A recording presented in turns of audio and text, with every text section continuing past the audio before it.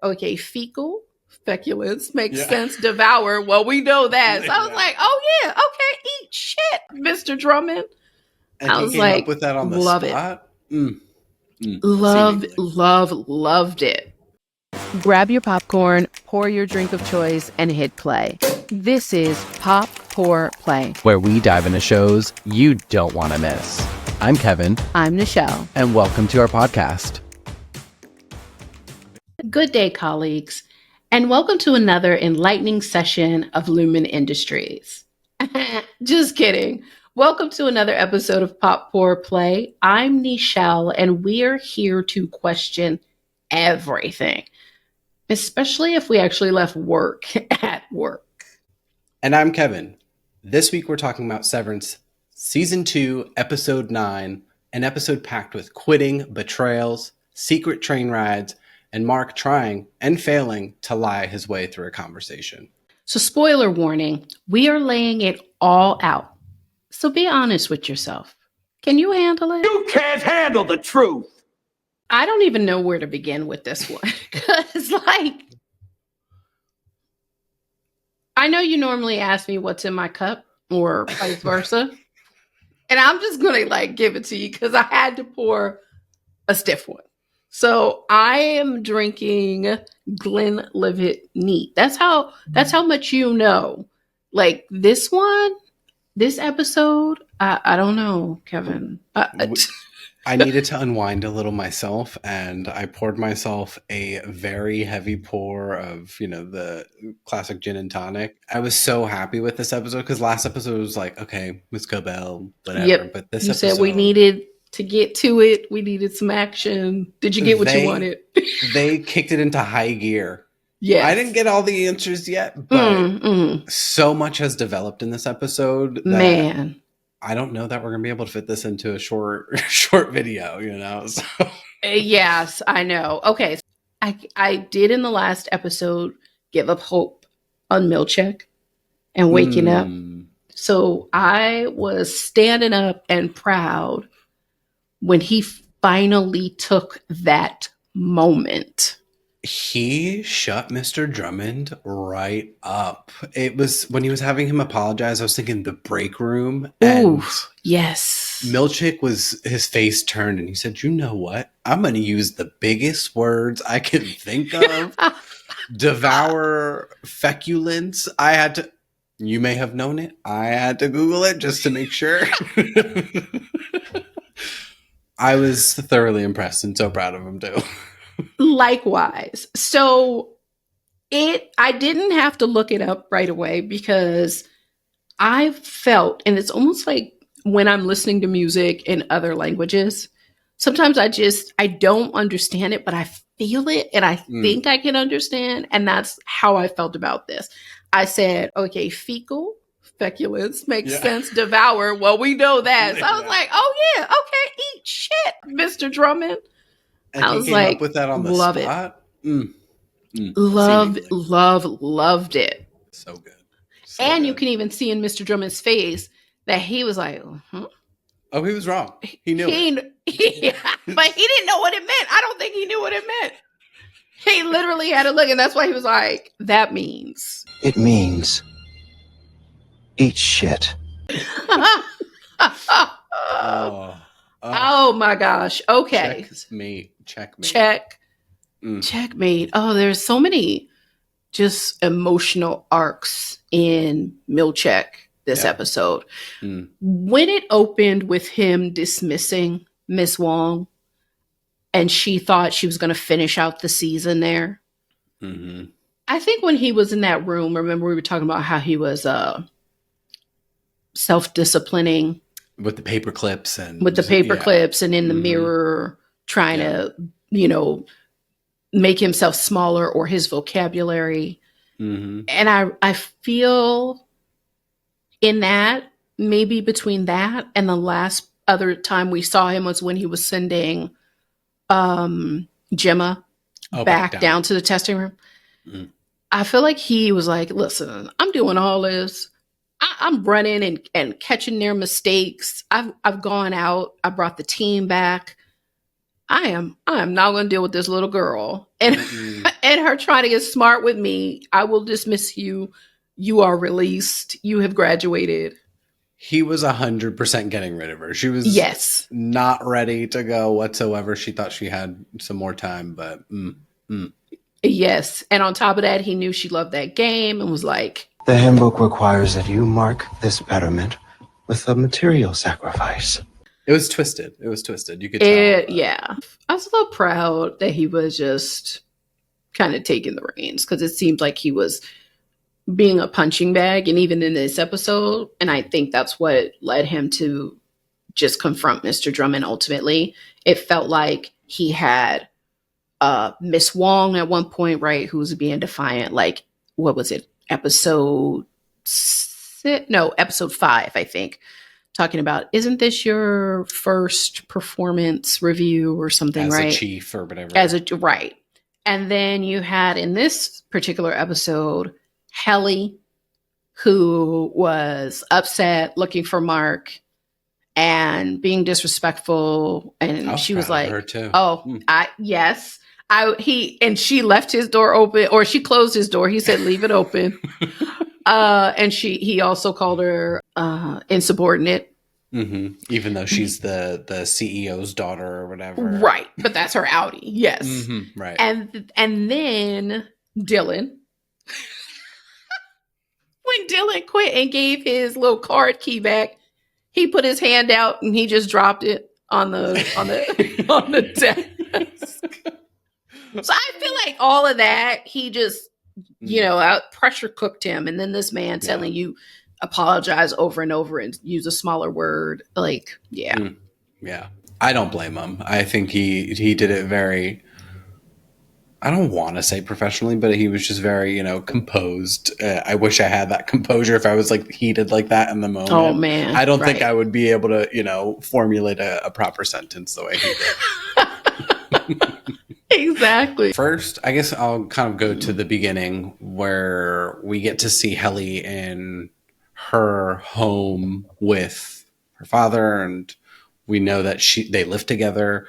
I don't think she has ever had an outside life. I think she's lived this very sheltered life with an overbearing father, and he even made it a point to complain about the way she was eating her eggs and that she should eat them raw. Yeah. And I just found it was just another layer of complexity as far as who she is as an outie.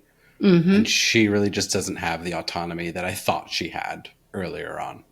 Yeah. She was like, in the beginning, she was like, I'm a boss. I'm at the conference table. I'm telling people what to do. And really, it's just Jame at the end of the day. Yeah. And that ties back to how they were able to tell her, you need to go back down and you need to go back down severed. Mm-hmm. I agree with you that, it was on another level. He said he was going to sit there and watch. And I was like, did I hear what I heard? Like, is he literally going to sit there tactics and watch? But now tying it back to the end where he was really thinking about how this is my thought. Well, okay, maybe I shouldn't get it. Well, should I get into what I was thinking? Okay, fine. I think that he's upset about Innie being able to trick him. I feel like she was already Helly R in the bathroom at the end of season 1 when he came into the bathroom and he gave her, like, I don't know, he said some affectionate words around her, doing a good thing, I guess, because she was going to talk to the people out there and promote Severance. Right. Yeah. And so, because I kept wondering at the end when he showed up to the severed floor, wait a minute, what is he talking about? You tricked me. And I kept thinking, was it when she went down unsevered and had sex with Mark? But then I was thinking maybe it was because he realized, wait, you were severed. And I think I spoke to your severed Innie. And you know how they don't really care about the Innies. They think they're like what even Miss Wong said, you treat them like they're people when they when Milchek was giving them the funeral for Irving. Right. That's what it was, yeah. Yeah. That is very interesting. I think it probably, because I was confused by that. I was like, tricked her how? It's obviously her Innie. It's not, you know, like Helena did something behind his back. But I think you're right. I think it probably clicked for him. Like, I was talking to Helly R, the Innie. Yeah, that's what my assumption is. And so it'll be interesting to see what their conversation is about. But yeah, the whole egg, the cutting up the egg, I was like, woof, boy. You see how you could think you might want somebody's life because they appear to be on top of the world. No. But you never know what they're going through. Okay, can we go back to Miss Wong really quickly, though? Yes. I can't believe this is the first time I actually looked at her as a young child when she was waiting for that bus. She was now human to me, not this brainwashed cyborg in a kid's body. You know? I kept wondering what Miss Wong's purpose was this season, and I think after seeing last episode and seeing how Milchek gave her the boot and she's moving on to the next step, her purpose is really to illustrate what Harmony Cobell went through and what her future may be. Also, her name, Eustace? Yes. I think she was named by a Lumon executive. So, yeah, Eustace. I had to sit with that one for a second because I was thinking the same thing. Yes, but nothing else to say to that right now. I feel sorry for her. That's it. Yeah. Okay, let's talk about Dylan. Please. Thank you. Happy to. I don't, I listen to me. I sound like I'm a dog howling in the. Let me ask you this. Okay. Is it cheating? This is what I couldn't wrap my head around. Why is he so angry? Now, I would have been upset that she lied. Yeah. That's a given, right? You lied, you said you didn't go, right? But the whole, he went off like it was unfathomable that I'm looking at someone who is you. And some of their characteristics are you. That went whole left field to me when he was just so livid, threw out his breakfast or her breakfast and everything, whatever that shake was. I don't know. I wonder, I was thinking about that too. I think he reacted that way because she lied. I think I would have too, because it almost feels like an emotional affair at that point. But it's you. So would you have gotten that? Would you have not said, why did you lie? That's what upsets me. Or would you be like, kisser than me? You know? Right. Does he look better than me? Yeah. Right. I don't know. I think that was just a bit much. I think it was because of how she went about it. I could about see it. She was nervous to tell him. She almost backed out of it. I don't know. I don't know. And I don't know. I thought also on the flip side of it, which goes to show they're the same person. They were both very extreme to me. Yeah. In this episode, on both sides of both sides of the coin. And I thought him crying out almost like Stella from Rocky. I hate that there was so much we missed as far as seeing their connection because it doesn't feel that real to me. Yeah. And if anything, I thought he would be like, let me go turn on the OTC or something. Yeah. So we can be together, right? Kill yourself, basically, by resigning. Right. Yeah. There was a small part of me that hoped he would just figure out a way to sneak out of the Lumon building, as is Innie, and they can both go live happily ever after. I don't know if that's, Right. a little extreme, but you know what I mean. I Yeah. hoped that was going to be the case. Yeah. I have one more question. One more okay. thought. One more Yeah. thought. The fact that he resigned so easily, yet people in previous Oh, yeah, seasons, you're heading where I was going to say too. Okay, I think that's ceremonial. The whole filling out the paper, wanting to resign. He checked all the boxes. Why are you resigning? Lonely, I'm angry. Like, yeah. And he just I kept hearing click, click, check. So he was like all of the above. But I was thinking Helly R had resigned, right? And Helena sent her right back and told her, right. you're not anybody or whatever she said. It's like, you do what I say, essentially. You have no say in this. So if the wife did this because she didn't want Dylan to quit because it is money for their home, Dylan can easily just be like, no, I need the job. Like, no, you're not quitting. And so then are we going to go through that same loop of what Helly R did with then trying to hurt herself or him trying to hurt himself, all of that. Yeah. So I did think about that. Seemingly, it looks like they're just letting him go. It seems that way. You see, exactly. Because I also think they know, like, it's not their decision that if the Audi wants to come back, then they come back, right?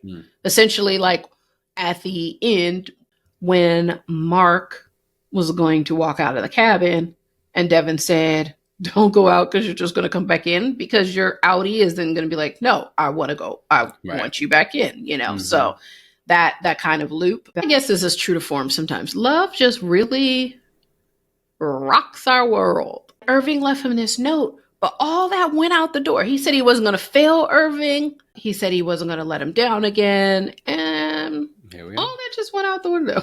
He completely gave up. He's very reactive.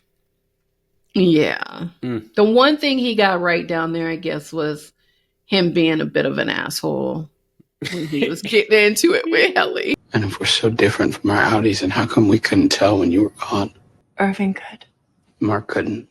Can't argue against that. It's interesting about Helly R, though, just to continue on her, is that she didn't feel she could take the note with her and look for the dark hallway. She had to memorize it because... turn the corners and follow the next step. No one was there. I mean... Maybe... I know there is the code detector that they have on the elevator going up, and maybe there's one going down. Because we know Gemma is not severed when she goes down there. Because if we remember, she severs when she comes up. Right. And comes up as Miss Casey. Right. So I think she's just thinking that there's a code detector going in the other direction too. That's the only assumption I can make there. Got it. But I would at least have held the note until I got to the door. Fair. Drop it outside. Drop it. Or maybe don't venture just yet. First you scope it out. See if you know where it's located. And then maybe saved going back to it.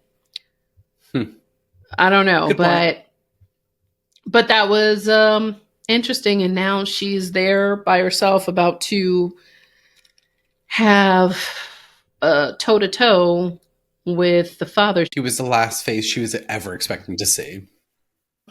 I'm going to just keep piggybacking off of things that we're saying, because that dark hall, somebody was walking to it. Who do you think it was? Why are you looking like that? Because you have no thoughts of who it might be? Really? I've been wrong about a few things, like thinking, okay, I gave up on Milchek. He actually came back to life this episode. And then I put faith in Dylan, and Dylan left. although I don't think it's permanently, but still, he wasn't the one any longer to focus on the note that Irving left. And it happened to be Heliar, who was obsessed with finding and determined with finding this dark hall. Mm-hmm. My assumption is someone would need to be there in order to call it, in order for it to go to press the button so it can, so it can come up. And I feel like at first I thought it was Heliar who found the hall because of the note that Irving left. Mm-hmm. Now I feel like it's Milchick because something was going through his mind when Mark talked about the work-life balance. Yeah. And isn't that the whole purpose of the severance? Mm-hmm. And I don't know what he was thinking about. And he looked at some picture that I kept looking at that I'm like, what am I supposed to see here? I don't know. I think that would be a solid option. I'm going to throw one into the pool here just to see Let's what do sticks. What if it's James and Helly, right? He catches her memorizing this thing. We don't know what the conversation is yet that happens after she realizes that it's him. And he's probably just like, yeah, I'll show you. And that's how we kind of get to see some more truth. I don't know. Maybe it's that easy. We'll see. So you think that they showed these scenes out of order to confuse us? Yeah, I took the bait. I don't think that's the case. Okay. But, I mean, you've been right with some stuff, so I don't know. Are you on a roll sometimes? I don't know. That one was a little bit of a reach, but I don't know. Okay, so I'll say another thing that I was wrong about. Burt was severed. Yeah. And I was like, I don't think he was. But I was right about he was doing some dirty work for the Egan's. So I felt validated in that. 100%. I drove people places and asked what happened to them once they got there. I think I was pleased with this outcome because I was expecting him to be a mean person, malicious. He's doing the dirty bidding. Yeah. When he was giving sinister plan for Irving, giving do those something looks to him. Yes. You know? And we get to see in this episode that he does actually have a little bit of a heart and he has changed, I guess, and doesn't want to repeat what he's done in the past. Right. What that is still a little unclear. I know we know that he was a driver, but yeah, beyond that.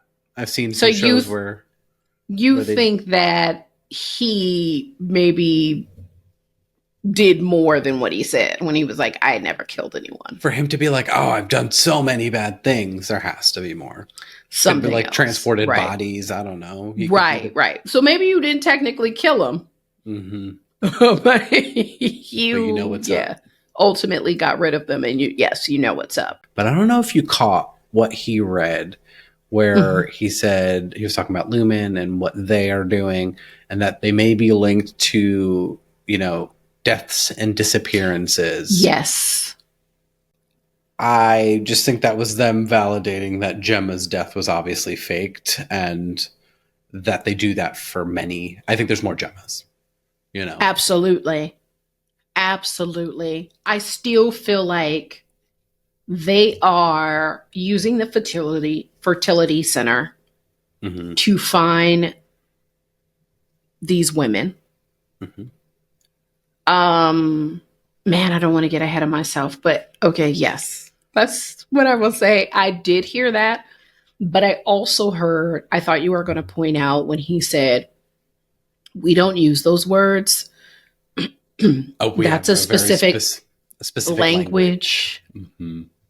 So I know there's been some fans who have speculated what is Irving's Audi's, what was his original job, or who was he talking to on the phone? I've heard people say, is he a detective? For me, I was like, detective, investigative reporter, I feel like that's something. probably what it is. He's like an investigative journalist. I don't think he gives me detective vibes.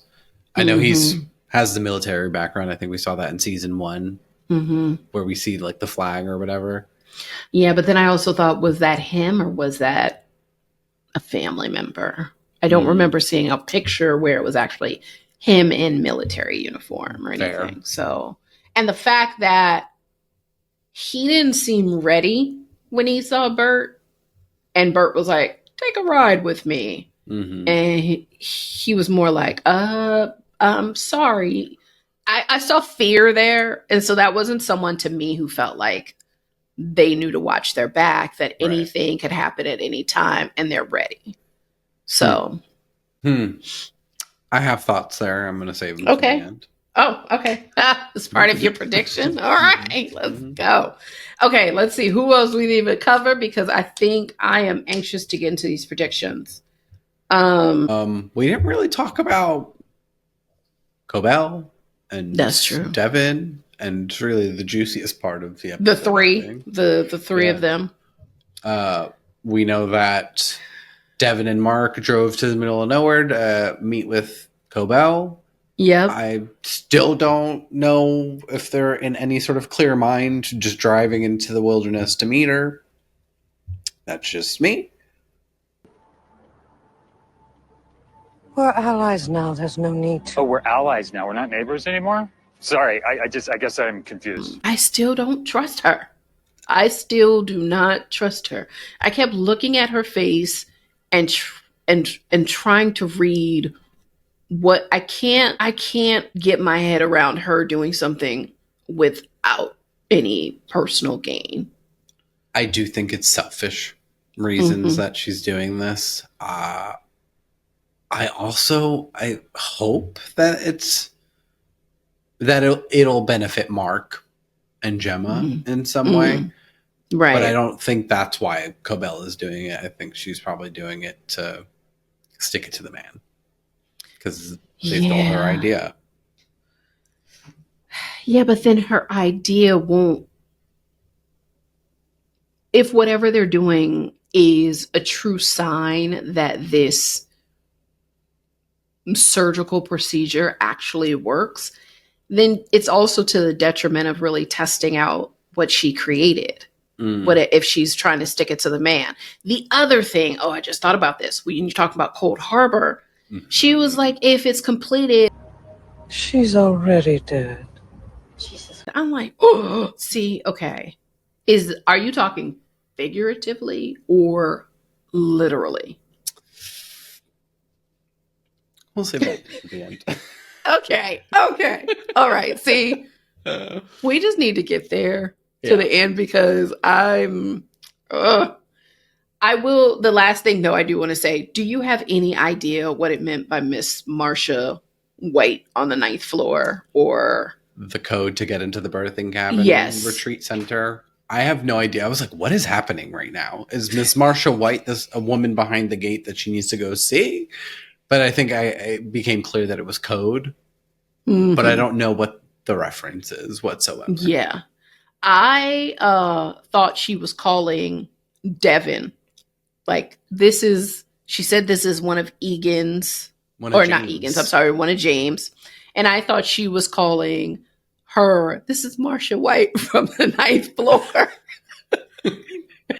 Bruh, man, upstairs, 5th floor. I'm ready to get to the predictions, or whatever we want to call them.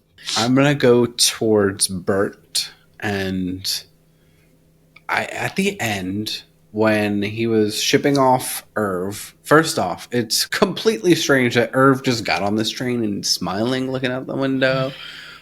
I don't think it's the last of him, but maybe he was just, playing the part. Right. What I found interesting is Burt is sending him off, either trying to protect Irv because he's trying to be a better person and he actually thinks his Innie loved him, whatever. It's a messy situation. He's better off going elsewhere. Or he knows what the outcome is going to be because Burt is still heavily involved with Lumon. Right. He's not actually retired. And I think Right. there's a story there that we don't know yet. But it's either stay or I'm going to have to kill you or I'm going to have to tell them about you. Right. So this is like me trying to get you out of here while I still can. No, I hear you. I don't think, maybe, I don't know if it's wishful thinking or not, but I don't think this is the last of Irving. No, it can't be. There was somebody he was talking to on the phone. There was a purpose behind what his outie was doing that we never truly got to uncover yet. And I don't think that it's, oh, okay, send Love me off. Squashed it. Cool. Yeah, yeah. Yeah. I want to feel the love come with me. Like, and I do agree. There is a world where Egans aren't necessarily in the business of killing people, but will do it if they need to. Yeah. So I feel you on there could be like first resort, get rid of him. Yeah. Second, kill him. Mm-hmm. Right? Yeah. Which to me kind of bears resemblance to Miss Cobell. When they fired her, she came back and they were like, listen, you can work on whatever floor, whatever they were giving her. I can't even remember. Some committee, I think. Oh, that's right. And then it was what looked to be like, okay, she's back again. She's pressing her luck. Now we got to take her out. She's going to be a problem. So I can see that. Yeah. Mm-hmm.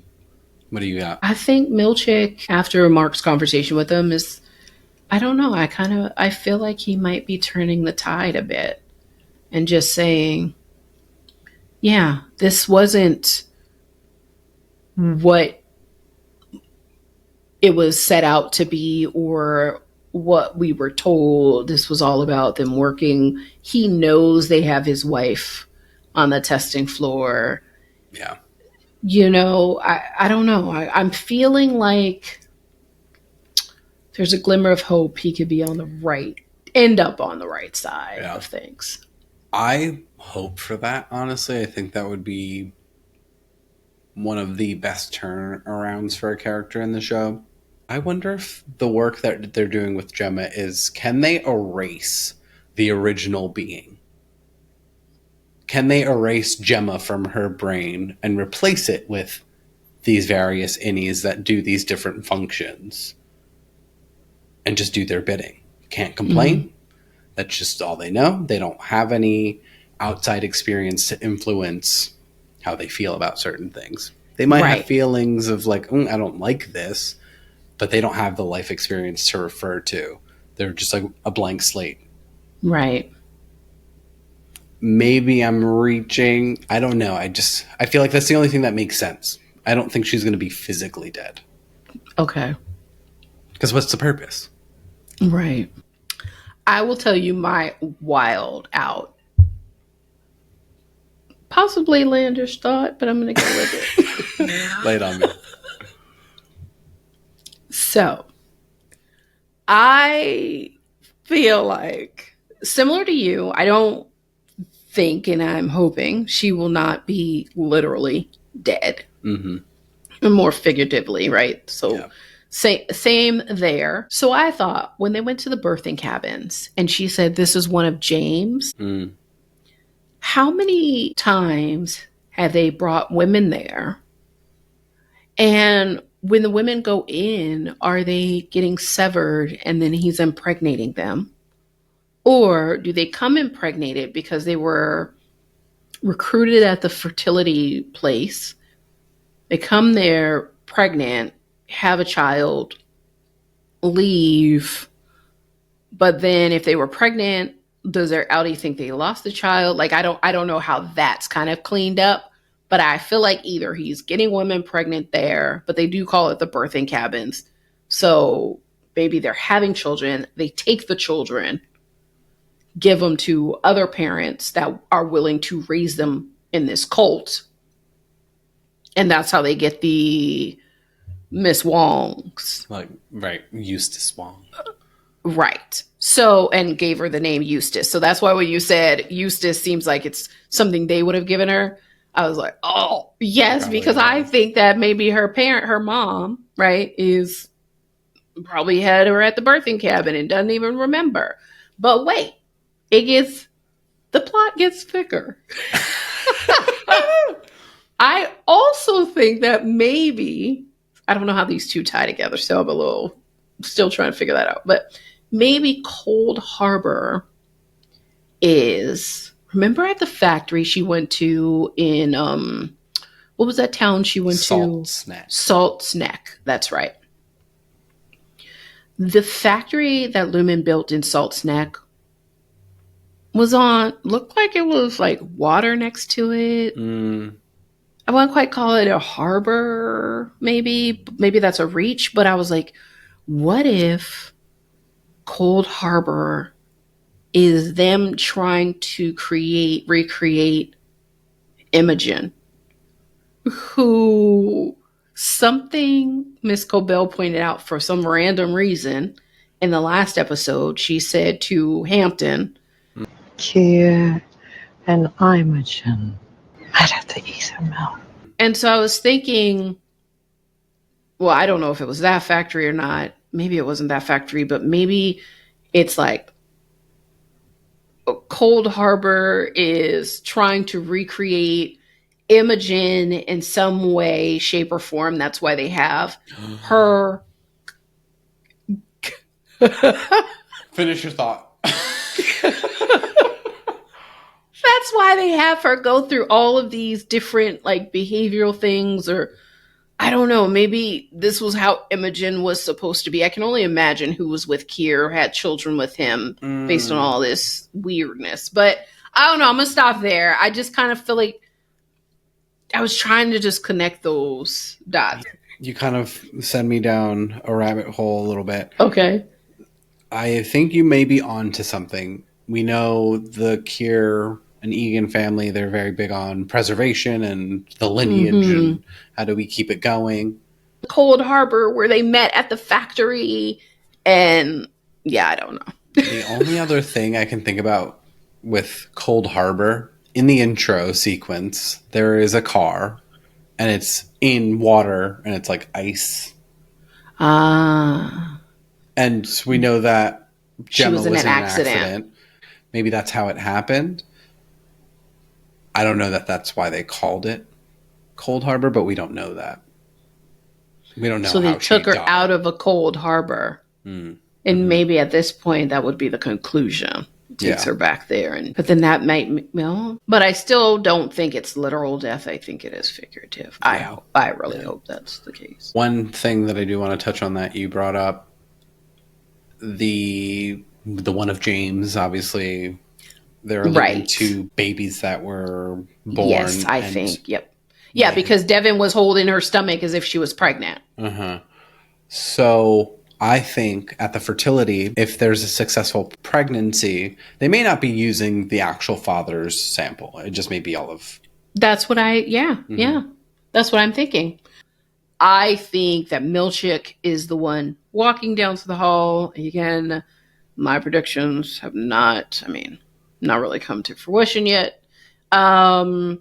I think that James or Helena is going to find out that she has siblings. Which right now I think she could be the only child. Yeah. I feel like she's going to find out. Yeah, she's got a lot of siblings because it's her daddy doing something. That's that's disgusting. Like Miss Wong could totally be her sibling.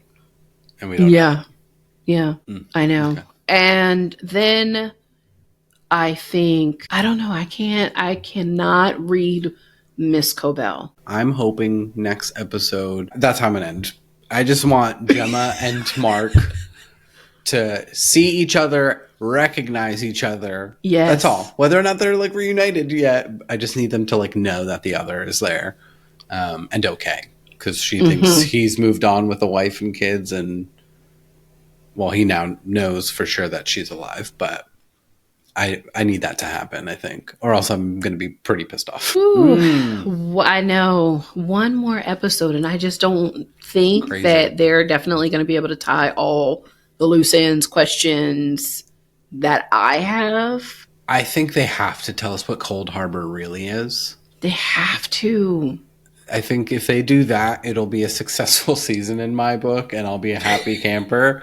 And then I'll wait patiently for season 3. I feel like a lot of people will be very upset if we don't even have the answer to that. I don't have an answer on the goats, so you still don't have your goat answer. That's true. But Dylan did say the only other people there was O&D and the goat people. Yeah. Loved that line. Absolutely loved that line. Oh my gosh. So what do you all think? Who do you think is going to come out of this in one piece? And do you think Dylan and Irving are actually gone? Drop it in the comments because we want to know what you're thinking as well. And if you haven't, make sure you subscribe, and we'll be back next week. Finale, baby. Yes. The finale.